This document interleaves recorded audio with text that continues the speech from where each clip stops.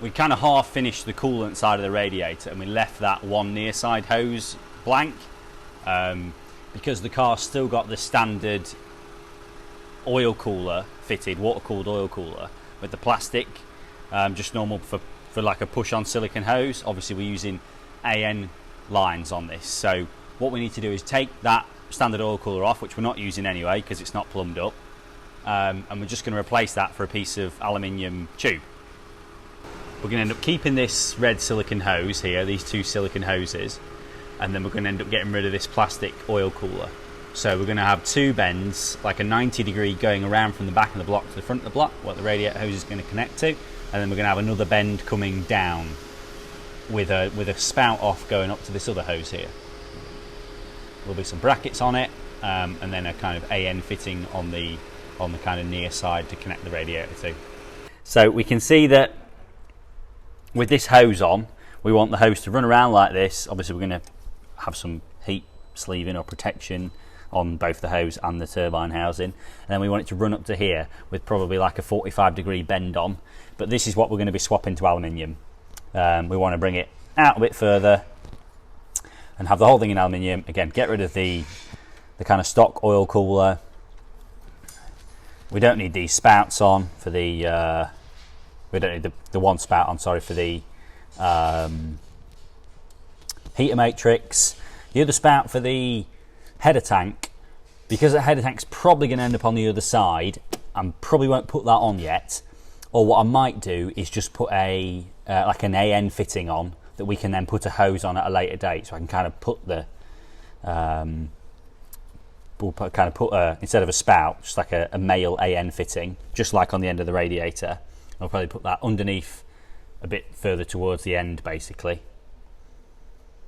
So yeah, first job is to whip in that manifold off and the fuel rail and get it off.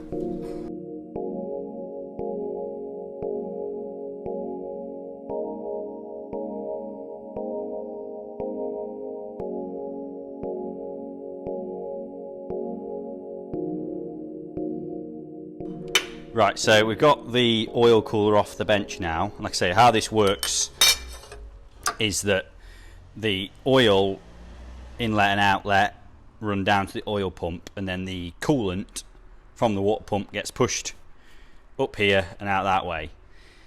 Or the other way around, I can't remember. So the coolant cools the oil, and that's what maintains that temperature. The oil runs around here. It's kind of like a radiator that's like got coolant around it, basically. So that's what we're replacing. So we need like a 90 degree bend to go this way. Obviously we do sell our coolant delete bar for like standard applications. We can probably put a link to that in the description, because there's also a video of that on the channel. But what we need here is we need that dash 20 fitting on the end of it.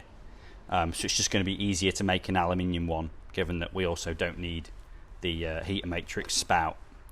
So yeah, we're just going to make a one-off. Right, so we've cut some bits up.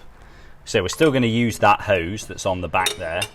We'll just stick that back on. One way around. Goes on the hole. Like that. Just tighten that up.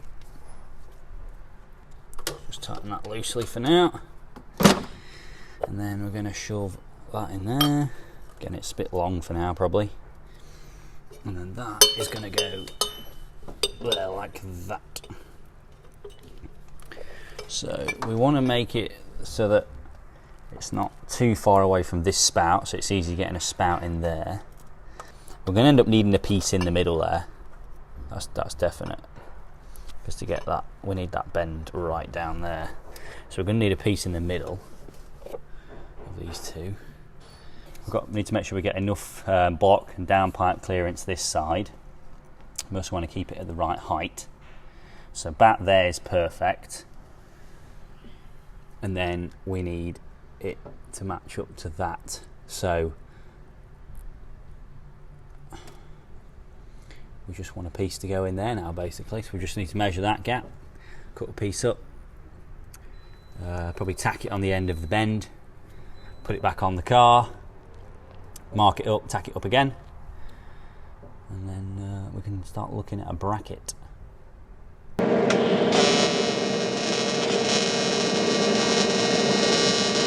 So got that tacked up. Hopefully that fits pretty good. Again, that's the beauty of like having a silicone hose on one end. Our fitment doesn't need to be maybe as perfect as we'd like, I guess. We can get away with a little bit of inaccuracy. But yeah, that's pretty good there. So we can work out what angle we need on the end of that hose and what fitting we need now. We can start looking at a bracket. Once we've got a bracket worked out, we'll then, and this is in a fixed position, we'll pop the spout in for this hose here. But yeah, nice and simple job. So we got it worked out on the car with how we want it to sit. Obviously we are making this slightly differently to the kind of version we sell, just for using with silicone hoses. But to make the kind of making the bracket a hell of a lot easier, we can still use the same jig we used to make the silicone hoses, or to make the one for the silicone hose. So we wanted a slightly different angle because we want it to sit at a different height, and we also want this to stick a little bit further into the block. Obviously we can keep a much tighter radius and keep it much tighter to the block and away from the downpipe. So that's what we've done, but it still fits in the jig okay, not quite at the same angle height wise, but we can still use the jig to put the brackets on it, which is going to make it a hell of a lot easier. So what I'll do now is I'll basically just kind of clamp it in the jig at what looks to be about the right height and angle. Then we'll work out some brackets. Probably just use some aluminium box section again, or a little bit of aluminium flat, a little bit of aluminium sheet. Yeah, and go from there.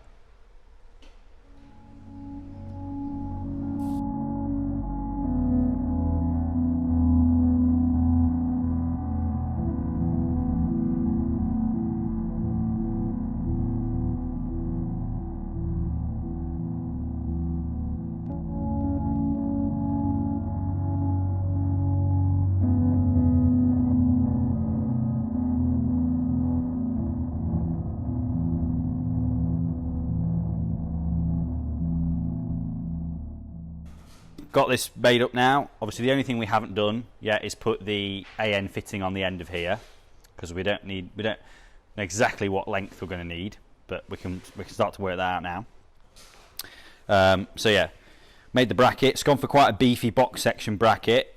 The thing with aluminium is you do have to be a lot more strategic with your kind of design of bracketry and things like that.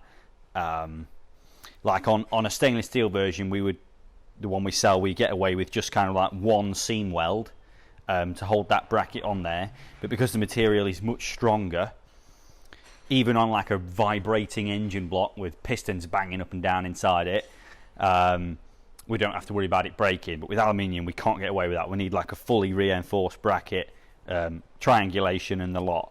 So yeah, that's what we've ended up with. It's not perfect, but it's a one-off, and it'll do the job just fine. So yeah, it's just a case of trimming these brackets down on the bandsaw, shaping them to fit. Again, obviously trying to shape them to this 38mm diameter tube. Get the fit up as close as we can before welding. But yeah, it'll look a little bit neater when I get it all cleaned up, but we'll do that once we know how much we need to cut off here and get the fitting welded on the end. Right, got it bolted on. Looks pretty bang on. It's nice and low near to the gearbox, which is what we wanted. We've got both bolts in, and there's a lot of clearance, which is again what we wanted, but we know that because we've made it from our own jig anyway, basically. So the only thing we need to do now is mark the position for that spout. So that's going to be there. It's going to want to be kind of like that height, so like the centre of the hole, straight out. That's easy enough. And then we just need to work out what angle of fitting we're going to have on this side. So we've got the hose coming around. That's basically where the back of the scoop is here. So now we need to work out what angle we want to run on there. Now initially I was thinking we just weld a fitting on about here and have like a 45-degree fitting, but now I've seen it, we might be better off to actually extend or cut this back and actually extend this out in aluminium. So we actually end up with a much shorter piece of hose. So I think what I'm going to do is cut a bit of length off of here, maybe a couple of inches. Try this offcut, which is the offcut from the back of it, where it goes into the block, and just see if we can get away with just having another straight. Because that would be, I think that would come out a lot nicer, and we'd end up having less braided hose near the turbine housing. Hopefully, we might not. You know, the fitting might end up, you know, there or something like that. But if we can get away with as shorter piece of hose as possible, and more straight tube, I think that'll make our lives a little bit easier. Right, so we've cut this end down, and I've got my offcut here. And the angle is, say, literally bang on, so kind of got a bit lucky there. So I think now what we ought to do is just, if I unscrew this, because I know the angle's right, if I unscrew that, we just want to work out whereabouts we want to put that fit in, whether it's right at the end or like on the end of here. Now, obviously, the shorter the piece of hose, the trickier it is to fit. The only disadvantage to having two straight fittings like that is because of the way these AN fittings work, like you need a bit of slack, you need a bit to actually get them on. So if we've got two fixed points, it might be a bit tricky to actually get it on and off. But for the purposes of uninstalling the radiator, I don't think that would matter, because you wouldn't take the hose off both ends anyway. You just unscrew it from the one end. So I think that would probably be okay. So yeah, I just want to work out now what kind of height it wants to be at, and then we'll get it tacked on and then work out where we want to cut it down to. I'm basically just going to eyeball it. We have a 90-degree fitting on the end of our hose. Right, so that end is on the radiator. If we have a 90-degree fitting like that, and then another 90-degree on the end of what's fastened to the block, that can literally just fasten straight on. And then it would be really easy to get the hose off, because that comes away and then that goes that way. So that's probably going to be the way to go about this. You have an idea of how you're going to do things, and then sometimes as you go through the process of making it, you come up with a better idea. Sometimes it seems like a better idea. It's a case of, like we said, we were going to kind of come around at this angle, and then with a straight fitting on the end. Then you put the scoop back in, realise that's not going to work, so you think, well, what about if we had a 90 fitting and another alloy bend? And that's probably the best solution, to be honest. It ends up with the nicest piece of hose, it'll be the easiest to get on and off. So yeah, that should work. Yeah, time to put that spout in.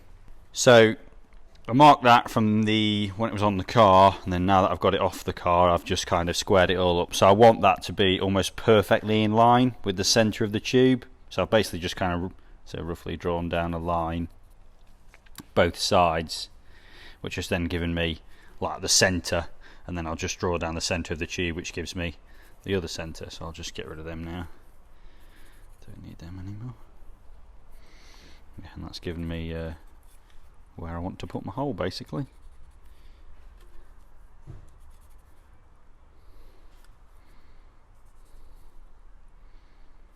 There. So we need a 22mm spout in there. So first thing is going to be to drill a 22mm hole, but because the tube is going to go in kind of like square on like this, it'll end up being kind of like an egg-shaped hole, kind of like we do for the wastegates. And then we're also going to need a spout that's almost like a cut at an angle to fit on nice. We can port it all out from the inside and make it nice, but the better we get it before it's welded, the easier it'll be. Right, so we've got a piece of tube cut for the spout and got a big bead on the end of it, and we've cut our hole, and it's like the kind of egg-shaped hole that I was talking about, and it's pretty close, but I think we can file it out a little bit and just get it a little bit straight. We want it to be nice and straight with this tube coming out here, because that's basically how the standard one is, and that's how the hose is going to fit. Obviously we can get away with it not being perfect, but we can get it a little bit closer than that. Then what we'll do is we'll figure out exactly how far out it needs to come, which we'll probably pop it back on the car to try that. Then draw around it, cut it to that shape, tack it in, check it back on the car again, and if it's right, weld it up. Got that welded up, tried it on, tacked it, tried it on, it was all good, so welded it up. So we'll just throw it back on the car now, double check it still fits, which it should do, and then once we've got it on, we can start looking at locations for all these other bosses that we need. So temperature sender, turbo coolant feed, header tank, takeoff. We've got quite a lot of other bits and bobs that are going to have to connect onto here. Obviously one of the downsides of well, not downsides, but one of the caveats of having a fully AN radiator hose is that we can't have any takeoffs like you would with a silicon hose. You'd have like a takeoff for the oh, drop that bolt. Takeoffs for the turbo coolant feed and things like that off of the actual hose, like is on Astra VXR. So on the Astra VXR, like the near side radiator hose has the takeoff for the turbo coolant feed. We can't do that on this because we've got a braided hose, so we're going to have to fasten that into this pipe.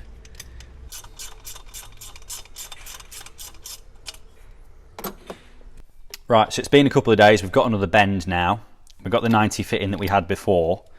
So now it's hopefully going to be just a case of working out where along this coolant line we want to put the AN fit in, and then how long we need to make this bend to match it, basically. So again, to make it easy for myself, we're going to make the coolant line up first, because that's obviously very difficult to adjust the length of. And then once that's made, we will cut this bend down. I'd imagine we're probably not going to end up with much of this bend left. I imagine, yeah, we'll probably be, cutting most of the legs off. Then it's just going to be a case of attaching the weld to AN fit in, and then tacking that onto the coolant pipe on the back of the block and welding it up. The first thing is, obviously this coolant line is quite tight to the bottom of the turbo. Obviously that was intentional. I probably wouldn't have wanted it quite as tight as this, but this is where we can put a little bit of bend in the hose, and we can have the alloy bend that comes around a bit lower, or we can kind of angle it down so that we end up kind of pushing the hose down and then angling the fitting back up. So I think, judging by how close we are to the turbine housing and then the bottom of the compressor cover, we're going to want this portion of the nut portion of the fitting basically in between the core. I think that's probably going to be the best place to put it. So once we know that, we can just cut this hose down roughly, I'd imagine somewhere about here, and then once that fitting's in, it'll hopefully keep us far enough away. Obviously we're going to have like proper heat sleeving over this anyway. I'm probably going to have like a blanket on the turbo, so you don't need to worry about getting these too close. So I think by the time this has got heat sleeving on, the turbo's got a blanket on, it's probably going to be as cool or cooler than the kind of OE setup anyway, but time will tell. Alright, so let's get that hose cut down. Got that made up. So using that special lube makes it really easy to assemble. That's the thing with these big fittings. If you've got the gear, they're not too bad to do. Obviously, I say we don't have like an AN spanner for these size fittings because this is the first time I've really used them. So we're just using the big adjustable, and we don't have any like soft vice jaws that are kind of the right size for these either. So again, I'm just making do, but to be fair, so doing a pretty good job considering we haven't necessarily got all the best gear. But yeah, having that lube, that water-based lube that you can just rinse out, really does make a massive difference. So you can use like silicone lube, really anything, but as long as you rinse it out after, it doesn't really matter what you use, because it's not going to get into your coolant system that way. Obviously we're kind of like dry building all of this before we actually run the car. We'll pressure check everything, so the intercooler and the radiator, anything that's like welded, we'll make sure it doesn't leak, and then yeah, hopefully when we assemble it all, it works first time. So yeah, we've got that assembled. We can put that on the car now and start to work out the length we're going to need for the other aluminium bend. And you'll also see what I mean now about trying to keep it down away from the turbo. So just get that threaded on. We basically just need the length, the centre line length between the end of that pipe and then the middle of the tube. So it looks about 90 millimeters. Obviously I'll cut it a little bit long because it's easier to take a bit more off than add a bit on. So I reckon that's about 90 millimeters that way, and then we're probably looking at about, there goes the bend. So yeah, we were measuring from the kind of center of the bend, so we want 2 lots of 90 mil from here, that's about there roughly, and then same again on this side, so to 90, roughly about there. So we'll just trim that down and give it a try.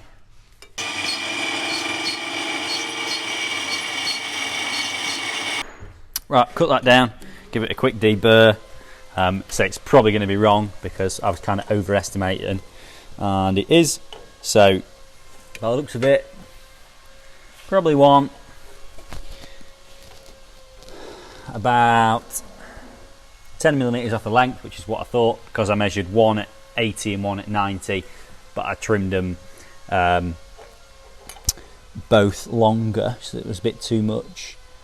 So I'm tempted to cut that 10 mil off first, then do the other side, rather than trying to do them both at the same time. Let's just get one perfectly lined up and then go back and do the other one basically.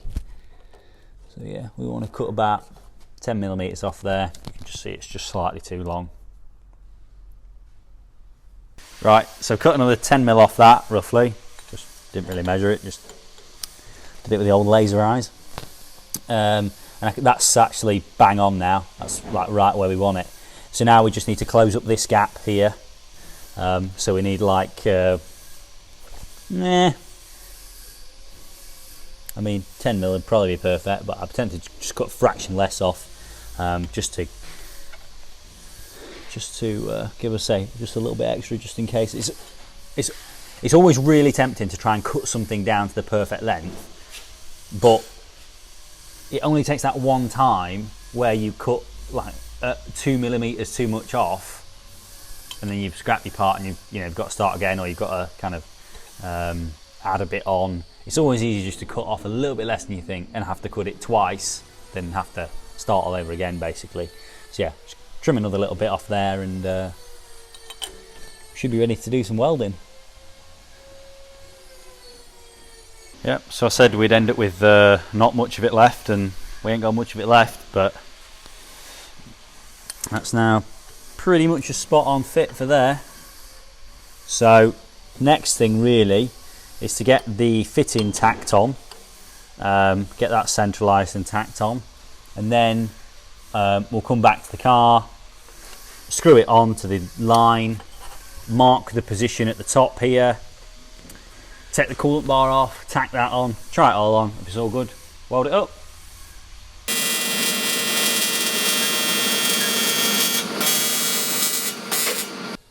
Right, we've got that all fitted back on. Got the fitting welded up and screwed on. Obviously, yeah, it's quite tight to the turbo, but we knew that. We've got the big radiator scoop that goes in behind here, so we did have limited space to work with. But yeah, pretty happy with how that's come out. Next job is going to be adding those bosses onto the back of the coolant bar and the temperature sensor, and then start looking at header tanks. So thanks for watching. If you like the video, give us a thumbs up. See you next time.